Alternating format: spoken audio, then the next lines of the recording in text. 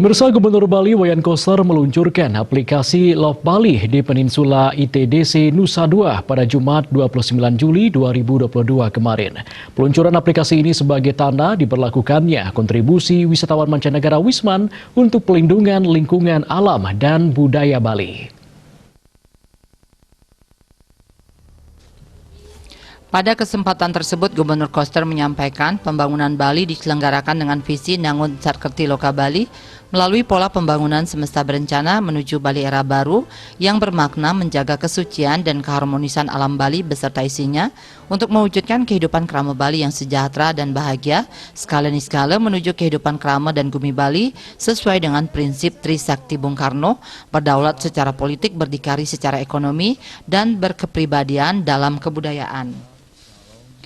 Dikatakan Bali era baru diwujudkan dengan menata secara fundamental dan komprehensif pembangunan Bali yang mencakup 3 aspek utama, yakni alam, manusia, dan kebudayaan Bali, bersumber dari nilai-nilai kearifan lokal Satkerti. Nilai-nilai Satkerti inilah yang diterapkan secara menyeluruh dalam berbagai aspek pembangunan Bali sebagai gerakan perubahan untuk mengkonservasi alam, manusia, dan kebudayaan Bali. Gerakan ini sekaligus untuk membangun pondasi kepariwisataan Bali yang berbasis budaya, berkualitas, dan bermartabat.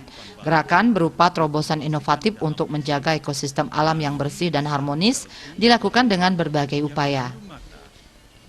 Pertama, kebijakan pembatasan timbulan sampah plastik sekali pakai yang diatur dengan Pergub nomor 97 tahun 2018. Kedua, menyelenggarakan sistem pertanian organik yang diatur dengan Perda nomor 8 tahun 2019. Ketiga, kebijakan Bali energi bersih yang diatur dengan Pergub nomor 45 tahun 2019.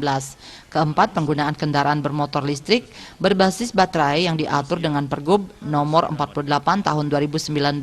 Dan kelima, kebijakan pelindungan danau, mata air, sungai dan laut yang diatur dengan Pergub nomor 24 tahun 2020.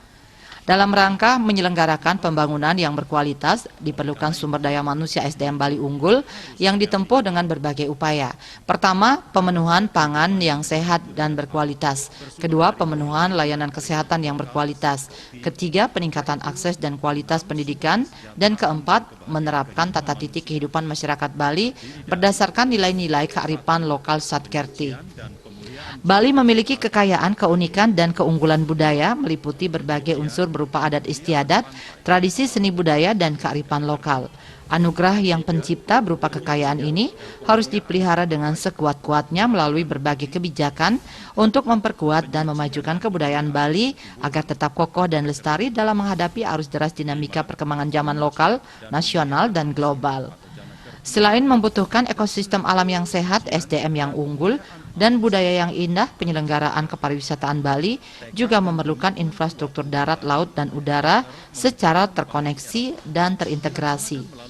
Gubernur Koster menyadari bahwa saat ini Bali masih sangat tertinggal dalam pembangunan infrastruktur dibandingkan dengan negara tetangga sehingga kurang mampu bersaing.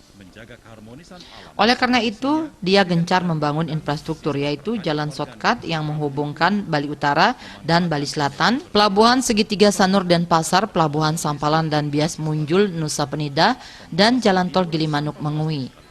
Bersamaan dengan pembangunan itu, ia juga sedang membangun kawasan pusat kebudayaan Bali di Kabupaten Klungkung dan Turya Pada Tower KBS 4.0 Kerti Bali di Kabupaten Buleleng yang merupakan pembangunan sangat monumental yang akan menjadi daya tarik pariwisata baru berkelas dunia.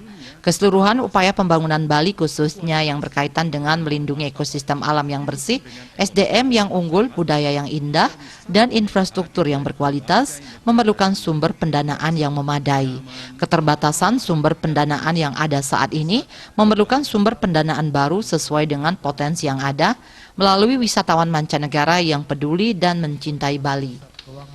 Karena itu, dirinya harus mengambil pilihan kebijakan yang paling memungkinkan, yaitu memberlakukan kontribusi wisatawan mancanegara yang diatur dengan Peraturan Daerah Provinsi Bali Nomor 1 Tahun 2020.